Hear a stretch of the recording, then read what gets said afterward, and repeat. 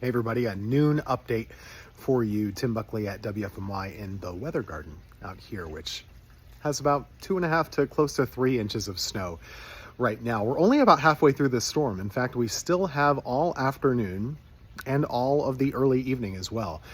So we've got a ways to go, which means this is the big one. If it's snowing where you are and you already have inches, you're going to get more. I do see this as overperforming. Whatever you want to call that word.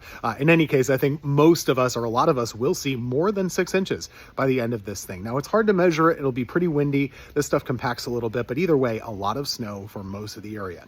If you're not seeing much, I heard Asheboro is very dry, parts of Alamance, especially over by Raleigh. That's tough. You got to be a little patient. It might not be the best storm for you, especially over by Raleigh. Kind of figured this was going to be a dry slot for them.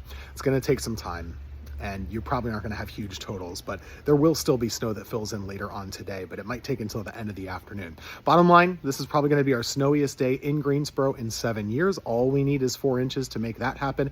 Remember 2018, the big one, we got 13 inches. I don't think we'll get quite that much, but hey, who knows? There's still a long way to go. We could see some places getting close to 8, 9, 10.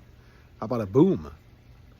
We're watching it. Have a good Saturday. Be safe out there. A lot of wrecks on the roadways.